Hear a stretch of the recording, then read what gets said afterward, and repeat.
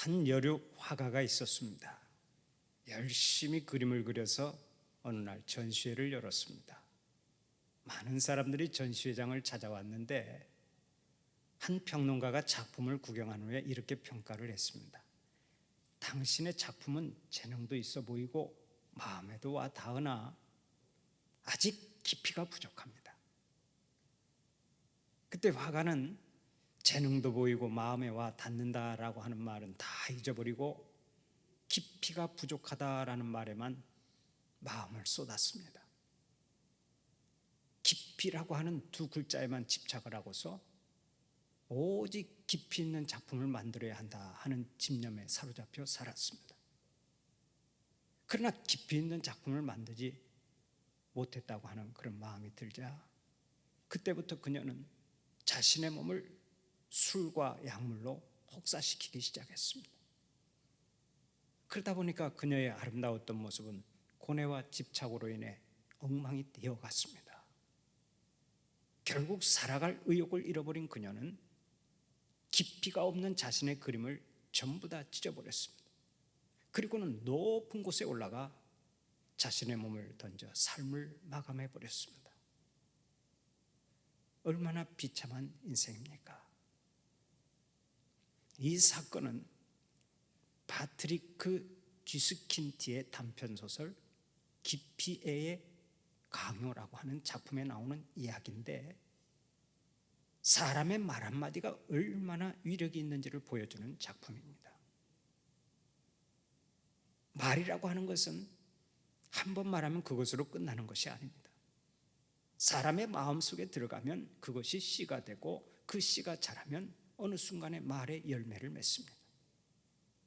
그런데 그 씨가 어느 때에는 사람에게 활기와 용기와 힘과 기쁨과 소망과 행복을 가져다주는 생명의 씨로 심겨지는 경우가 있고 어떤 때는 절망과 우울과 슬픔과 고독과 포기와 불행을 가져다주는 사망의 씨로 심겨지는 경우가 있습니다.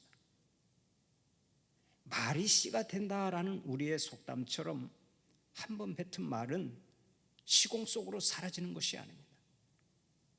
반드시 열매를 맺습니다. 혼자 하는 말이든 상대가 있는 말이든 하나님을 대상으로 하는 말이든 말은 사람의 마음밭에 떨어지면 반드시 열매를 거두는 것입니다. 그렇기 때문에 우리는 언제나 말을 조심해야 합니다. 말을 할 때는 실수가 없어야 하고 항상 말을 삼가 조심해야 하는 거예요. 오늘의 본문을 보면 야고보 사도가 또다시 말에 대해서 말씀하고 있습니다.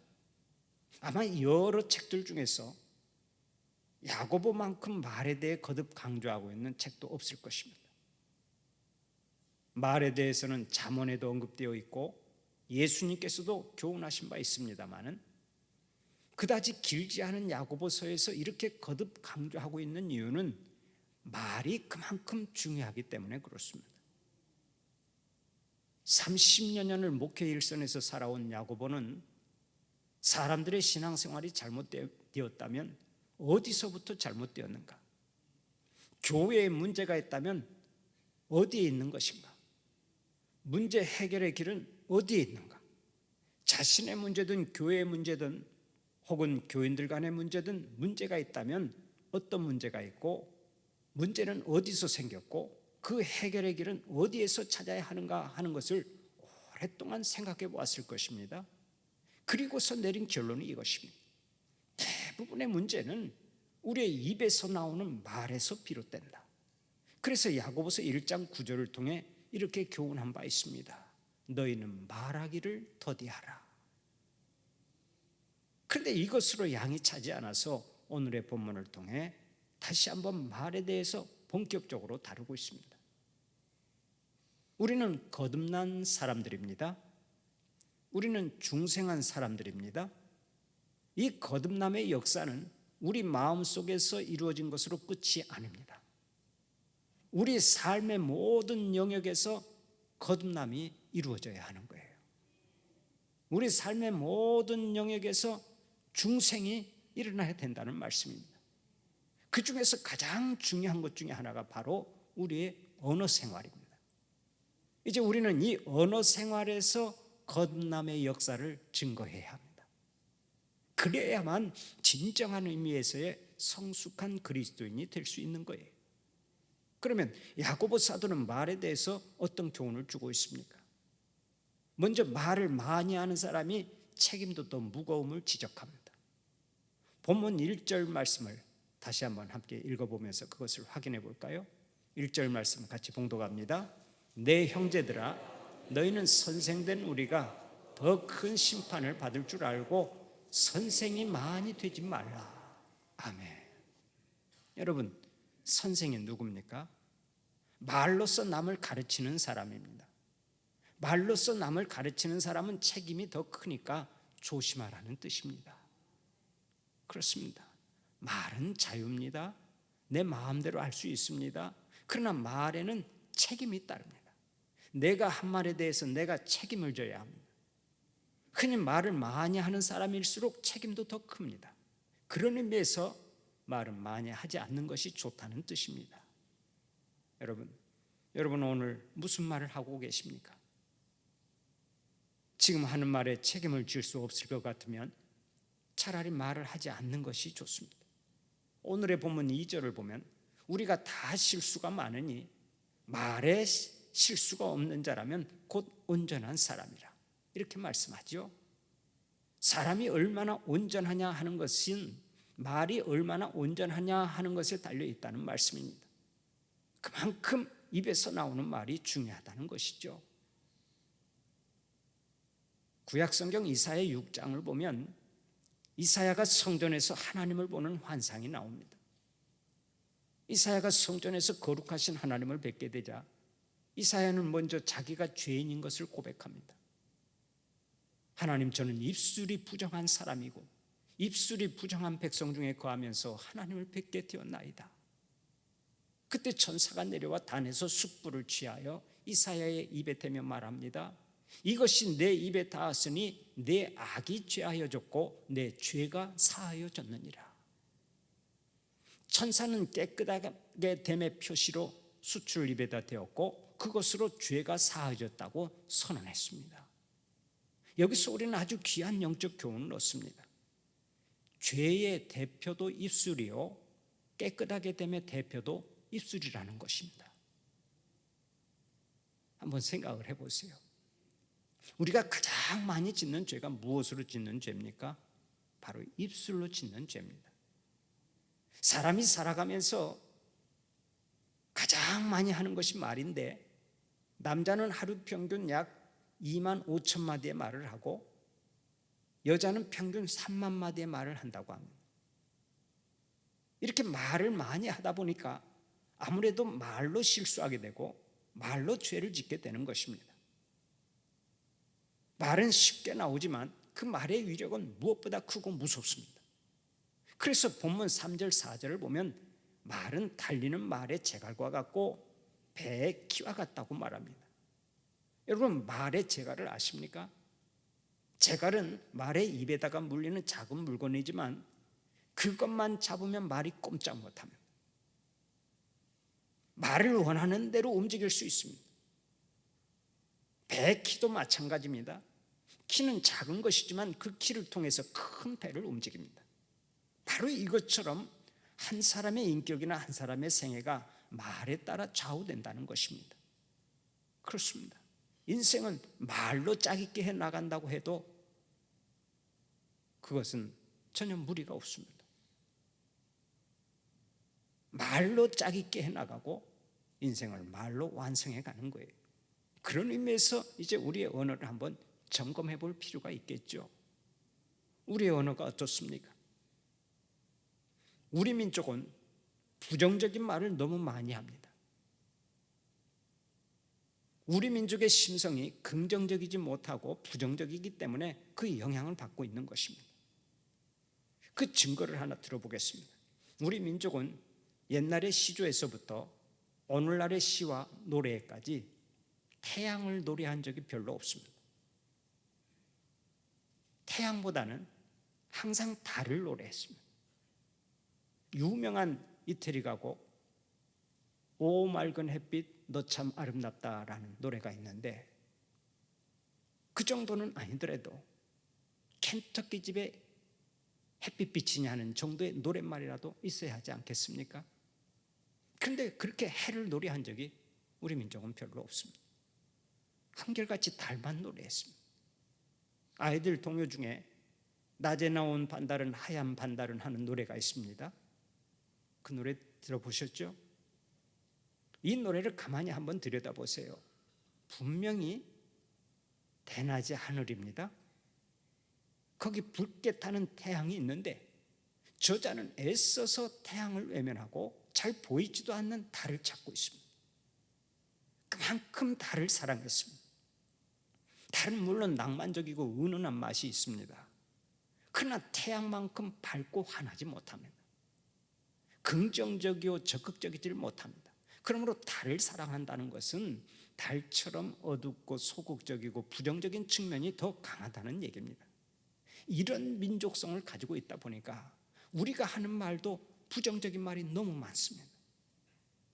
여러분의 자녀들에게 하는 말을 한번 생각해 보십시오. 야, 안 일어나냐? 밥 안 먹냐? 학교 안 가냐? 이렇게 말할 때가 많죠.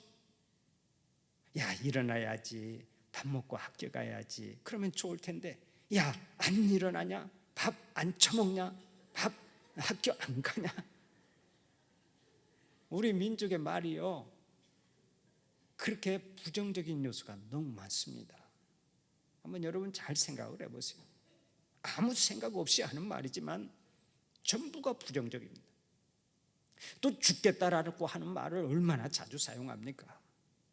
슬퍼서 죽겠다라는 것이야 그렇다 치더라도 기쁜데도 기뻐 죽겠다 하고 말하고, 좋은데도 좋아 죽겠다 하고 말합니다. 예뻐도 뭐라고 그래요? 예뻐 죽겠다 그렇게 말하고, 행복해도 행복해서 죽겠다 하고 말합니다. 범사에 죽겠다고 하면 언제 살 것입니까? 우리는요, 너무도 자주 부정적인 말을 많이 사용합니다. 또 언론은 얼마나 더 부정적입니까? 저는 지금까지 신문을 읽으면서나 아니면 텔레비전을 보면서, 뉴스를 보면서 경제가 어렵지 않다고 말하는 그런 뉴스를 접해본 적이 별로 없습니다. 그렇죠? 신문을 봐도 경제가 참 좋다, 우리나라는 살만하다 하고 그렇게 기사를 낸 것이 거의 없어요. 항상 보면 경제가 어렵다, 내년에는 경제가 더 어렵다고 하는데 더 허리를 졸라매야 돼, 계속 그러면서 수십 년을 살아왔어요. 제 말이 맞아요, 안 맞아요? 맞죠? 지금 내년도 또 제2의 IMF가 온다고 벌써부터 많이 이야기하는 사람들이 많아요. 그런데 이런 얘기는요, 벌써 10년 전부터도 계속해서 해마다 들었어요. 하여간 우리나라는요, 항상 경제가 어렵고 곧 위기가 올 것이라 하는 그런 기사만 내고 있습니다. 지난날 어려운 시대를 살아서 그런지 우리는 우리도 모르게 우리의 심성이나 언어가 다 부정적으로 바뀌었는지 모릅니다. 그러나 이제 바꿔야 된단 말이에요. 우리의 말을 창조적인 말, 긍정적인 말로 바꿔야 된다는 말씀입니다. 죽겠다 죽겠다 하면 정말로 죽을 수가 있고, 망한다 망한다 하면 정말로 망할 수가 있습니다. 이제 언어를 개혁해야 합니다. 그래서 정 화가 나서 자식에게 욕을 퍼붓고 싶어도 이 망할 놈아 하는 소리는 하지 말라고 그랬죠. 이 잘 먹고 잘 살려서가 하고 욕을 해야 돼. 그것은 축복이 되겠죠. 나중에 커서 나한테 아파트 사줄 놈아 하고 그렇게 욕을 하란 말이에요. 욕을 하려면 우리가 언어를 개혁을 해야 돼. 한번 따라서 해봅시다. 이제는 살만합니다. 좋습니다.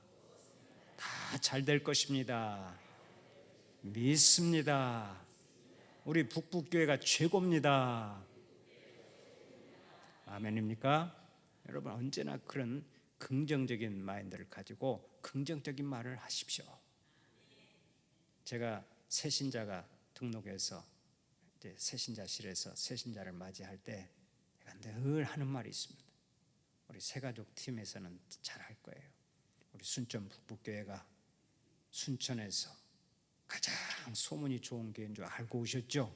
하고 제가 물으면 그 말을 처음 듣는 사람도 자기도 모르게 고개를 끄덕거려요. 예, 자타가 공연하는 가장 아름다운 교회, 가장 소문이 좋은 교회입니다 하고서 우리 교회에서 신앙의 불을 깊이 내리시고 믿음 생활하면서 하나님께로부터 큰 은혜 받고 큰 복을 받고 살아가는 주님의 종이 되시기를 바랍니다 하면은 다 같이 아멘하지 않는 사람이 없습니다. 언제나 긍정적인 말, 축복하는 말을 통해서 생명을 살려내고 큰 부흥을 경험하는 여러분들이 되시기를 바랍니다. 이제 오늘의 본문 5절 6절 말씀을 다시 한번 함께 읽어볼까요? 5절 6절 말씀 함께 봉독합니다. 이와 같이 혀도 작은 지체로 돼 큰 것을 자랑하도다. 보라, 얼마나 작은 불이 얼마나 많은 나무를 태우는가. 혀는 곧 불이요 불의의 세계라. 혀는 우리 지체 중에서 온 몸을 더럽히고 삶의 수레바퀴를 불사르나니 그 사르는 것이 지옥불에서 나느니라. 아멘. 이 말씀은 말의 악한 영향력을 불에 비유하고 있죠. 작은 불씨라 해도 그 불씨가 많은 나무를 태우게 되는 것처럼 말은 순식간에 우리의 모든 것을 태워버릴 수 있다는 얘기입니다. 이스라엘은 건조한 곳이지만 가을과 봄에 각각 한 달가량 이른 비와 늦은 비가 내리는 우기가 있습니다. 이 우기 때는 비가 자주 오기 때문에 온 들녘의 풀과 엉겅퀴와 그리고 가시나무 같은 것들이 잘 자랍니다. 그러나 비가 그치면 금방 메마르기 시작하는데 원래가 건조한 곳이라서 풀과 나무가 바짝 말라버립니다. 그때는 성냥불 한 개만 던져도 온 들녘이 불바다가 되어버립니다. 우리도 산불을 경험해서 잘 알고 있지 않습니까? 건조기에는 담뱃불 하나가 온 산을 다 태워버립니다. 말 한마디가 그런 역할을 한다는 뜻입니다. 우리의 말 한마디가 사람을 완전히 망쳐버릴 수 있다는 거예요. 언젠가 아파트의 경비원이 주민들의 폭언에 시달리다가 분신 자살을 해서 우리 사회에 큰 충격을 주었죠. 아파트 경비원이라고 해서 평소에도 무시하고 폭언을 일삼았는데 그 말에 너무나 큰 상처를 받고 그 경비원이 극단적인 방법을 선택한 것입니다. 뒤늦게 한 70대 여성이 빈소에 찾아와서 미안합니다. 우리를 용서해 주세요. 앞으로 남은 유족에게라도 잘하겠습니다 하고 용서를 구했지만 그 말 한마디가 얼마나 무서운 이력을 가지고 있는지를 보여주는 사건이 아닐 수 없지요. 사랑하는 우리 성도들은 말을 조심하시기를 바랍니다. 무심코 던진 말 한마디가 한 사람의 평생을 불살을 수가 있습니다. 치유 목회로 유명한 정태기 목사님의 간증을 들어보면 이런 이야기가 있습니다. 그 목사님이 고등학교 다닐 때 우연히 여학생들이 하는 얘기를 들었습니다. 야, 정태기 그 아이 되게 못생겼지? 그렇지 않니? 그러니까 맞아 걔 되게 못생겼어. 자기를 두고 못생겼다고 하는 그런 얘기를 우연히 들었는데요, 그때부터 그의 마음 한가운데 그의 가슴 한복판에 딱 그 말이 못으로 박히고 말았습니다. 그 후에 정태기 박사님은 약 20년 동안을 무서운 열등감 속에서 살았다고 고백한 바 있습니다. 자기는 못생긴 사람이라고 하는 생각에 항상 소극적으로 살고 항상 비참하게 살았던 거예요. 사람들 앞에서 말 한마디라도 하려면은 다리가 후들후들 떨려가지고 말을 못할 정도로 그렇게 자신감 없이 살았던 거예요. 그래서 그 정태기 박사의 또 다른 별명이 재봉틀이라고 하는 별명도 있었습니다.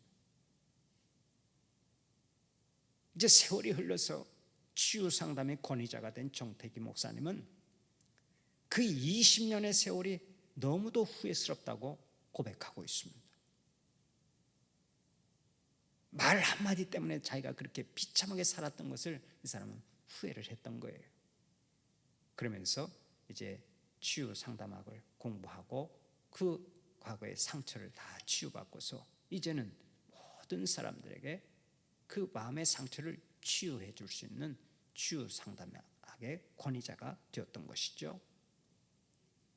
말 한마디가 이렇게 무섭다 하는 것을 정태기 박사님은 우리에게 메시지로 던지고 있는 것입니다. 무심코 던진 말 한마디가 형제의 가슴에 한평생 못이 되는 거라고요. 그런데 이 말이 내 뜻대로 잘 되지 않는다고 오늘의 본문에서 말씀하고 있죠. 내 입에서 나오는 말이 내 마음대로 내 뜻대로 나오지가 않는다, 그런 말입니다. 모든 짐승이요 다 길들여지는데 우리의 혀는 잘 길들여지지 않는다고 성경은 말씀합니다. 그렇습니다.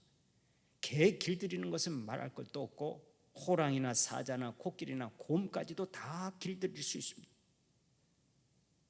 서커스를 보면 그 무서운 동물들이 얼마나 사람들의 말을 잘 듣고 재롱을 피웁니까? 짐승들도 다 길들일 수가 있어요. 사나운 동물들도 길들일 수가 있어요. 그런데 우리의 혀는 잘 길들여지지가 않습니다. 잘 나가다가 결정적인 순간에 잘못된 말들이 튀어나옵니다. 한 입에서 찬송과 저주가 동시에 나옵니다. 하나님을 찬양하고 기도하던 입술이 운전대만 잡으면 욕설을 퍼붓습니다. 그런 모순이 어디 있습니까?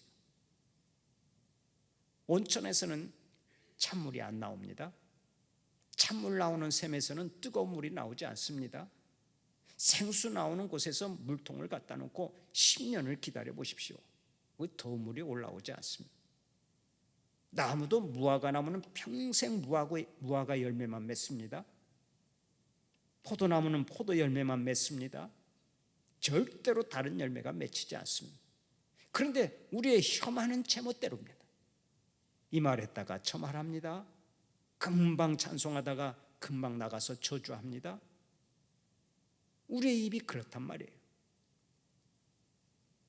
주님의 수석제자인 베드로를 보십시오. 베드로는 주님 앞에서 맹세를 했습니다. 주님, 다 주님을 버릴지라도 저는 주님을 버리지 않겠습니다. 그러나 불과 몇 시간이 안 되어서 한 계집종 앞에서 주님을 부인합니다.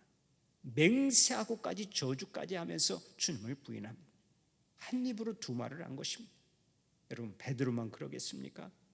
모든 인생이 다 그렇습니다. 그러므로 우리는 온전한 언어 생활을 훈련해야 돼요. 모든 것이 하루아침에 이루어지는 것이 아니기 때문입니다. 평생을 두고 언어 생활에 훈련을 쌓아가야 합니다. 이를 위해서는 첫째, 주님과 늘 교제해야 되죠. 경건한 언어 생활의 첫 번째 비결은 항상 주님과 교제하는 것입니다. 여러분, 말은 어울리는 사람에 따라 달라지죠. 계속 귀에 들어오는 말이 내 입으로 나가게 되어 있습니다. 계속해서 듣고 접하는 말을 내가 하게 되는 거예요. 언젠가 한 유원지에 갔더니요, 사람들이 유행가를 크게 틀어놓고 춤을 추고 있었습니다. 그때 제 귀에 들린 노래가 이것입니다. 사랑은 장난이 아니야. 사랑은 장난이 아니야. 진실인 거야. 그 유행가 아시죠? 한때 유행하던 건데요. 사랑은 장난이 아니야. 사랑은 장난이 아니야. 진실인 거야. 소위 뽕짝이 흘러나오는데 아름다운 경치와는 잘 어울리지 않는 노래였습니다. 분위기를 망쳐놓는 노래였습니다. 그래도 참아야지 어떡합니까? 꾹 참고 있다가 다른 데로 가서 경치를 감상하고 돌아왔습니다. 그런데 희한하죠. 집으로 돌아와서 샤워를 하는데 제 입에서 흘러나오는 노래가 그 노래였습니다. 사랑은 장난이 아니야. 사랑은 장난이 아니야. 진실인 거야. 저도 모르게 그걸 막 흥얼거렸어요. 그때뿐만이 아닙니다. 잠잘 때도 그 노래가 계속 살아나고 그 다음 날도 계속해서 그 노래를 입으로 흥얼거리게 되더라고요. 목사인 저도 그렇더라니까요. 무엇을 듣느냐 하는 것이 그렇게 무섭습니다. 잊지 마세요. 사람은 듣는 대로 말하게 되어 있습니다. 그러므로 경건한 언어를 사용하기 위해서는 항상 경건한 언어를 접해야 합니다. 하나님과 말씀으로 교제하고 기도로 교제하고 찬송으로 영광을 돌려야 합니다. 이렇게 끊임없이 하나님과의 영적인 교제가 있는 사람은 언제나 경건한 말을 하게 되어 있습니다. 입만 열면 은혜로운 말이 튀어나오는 거예요. 사랑하는 우리 성도들에게 이런 은혜가 있기를 바랍니다. 다음으로 좋은 말과 복된 말을 많이 해야 합니다. 하나님을 향해서는 칭찬의 말을 하고 남을 향해서는 축복과 칭찬의 말을 하고 믿지 않는 사람들에게는 복음의 말을 전할 때 그런 말이 복된 말인 줄 믿으시기 바랍니다. 사랑하는 우리 성도들은 항상 복된 말들이 넘쳐나시기를 축원합니다. 늘 감사하시고 늘 찬양하시고 늘 축복하는 말로 충만하시기를 바랍니다. 말에는 창조성이 있습니다. 왜곡된 말이 던져지면 왜곡된 현상이 나타나고 온유한 말이 던져지면 온유한 현상이 나타나는 것입니다. 그러면 어떤 말을 해야 되겠습니까? 두말할 것도 없죠. 붉은 머리카락을 가진 한 폴란드 소년이 있었습니다. 그는 유명한 피아니스트가 되는 것이 소원이었습니다. 소년은 음악학교에 입학했습니다. 그러던 어느 날 그 소년이 교수로부터 아주 비관적인 말을 들었습니다. 너의 손가락은 너무 짧고 굵다. 유연성도 부족하다. 그러니 다른 학기를 택하도록 해라. 너는 피아니스트가 되기는 불가능한, 좋은 훌륭한 피아니스트가 되기는 불가능하다. 그렇게 기를 죽이는 말을 했어요. 그때 소년은 그 교수의 말을 듣고 다른 악기를 연주하기 위해서 다른 악기를 열심히 찾아보았습니다. 그런데 다른 악기를 찾아서 연주를 할 때 마음에 기쁨이 없는 거예요. 피아노를 치면 그렇게 기쁜데 다른 것을 연주하려고 하면 연주도 안 되고 너무너무 힘이 들었습니다. 그러던 어느 날 이 소년이 만찬회에서 우연히 피아노를 치게 되었습니다. 그런데 식사가 끝날 무렵에 한 신사가 나타나서 그 소년의 등을 두드리면서 이렇게 말했습니다. 야, 내가 보니까 너는 피아노에 탁월한 소질을 갖고 있구나. 열심히 노력해라. 그러면 나중에 훌륭한 피아니스트가 될 것이다. 소년이 그 중년 신사의 격려에 크게 고무되었고요. 그때부터 하루에 7시간씩 피아노를 연습을 했습니다. 그리고는 세계를 깜짝 놀라게 한 피아니스트가 되었는데 그 사람이 바로 피아노의 천재로 불리는 잔 파데레우스키입니다. 잔 파데레우스키. 그런데 여러분, 이 소년을 칭찬하고 격려했던 사람이 누군 줄 아십니까? 바로 유명한 피아니스트 안톤 루빈스타인이었습니다. 둘 다 잘 모르시죠? 표정을 보니까 잘 모르시는 것 같은데 두 사람 다 세계적으로 유명한 피아니스트예요. 특히 루빈스타인은요, 한 세기에 한 명 나올까 말까 한 유명한 피아니스트입니다. 그 유명한 피아니스트가 한 어린 소년에게 격려를 하면서 너 잘할 수 있다 하면서 용기를 주었을 때 거기에서 세계적인 피아니스트가 탄생하게 된 거예요. 하나님께는 감사하고 이웃에게는 복을 빌고 믿지 않는 사람들에게는 복음을 전하는 말들은 아무리 많이 해도 절대로 후회가 되지 않습니다. 많이 할수록 좋은 거예요. 제가 아까 설교 전에 여러분들에게 앞뒤 좌우 인사하며 축복하라고 얘기했죠. 반갑습니다. 사랑합니다. 축복합니다. 주 안에서 승리하시기 바랍니다. 이런 말들처럼 좋은 말이 없는 거예요. 언제나 좋은 말로 축복을 하고 항상 서로에게 복을 빌어주는 하나님의 종들이 되시기를 바랍니다. 우리가 좋은 말들을 통해서 축복을 할 때 우리의 가정이 복된 가정이 되고 교회도 은혜로운 교회가 되고 사회를 윤택하게 만드는 줄 믿으시기를 바랍니다. 다시 한번 명심하시기를 바랍니다. 온전한 그리스도인의 모습은 경건한 언어 생활에 달려 있습니다. 그러므로 우리의 언어 생활이 거듭나서 우리의 언어가 계속 성숙해야 되겠습니다. 늘 경건 생활에 힘써서 경건한 말을 해야 되겠습니다. 정확하고 유익한 말을 하고 혀를 길들여 무의식 중에서라도 복된 말, 유익한 말들을 해야 되겠습니다.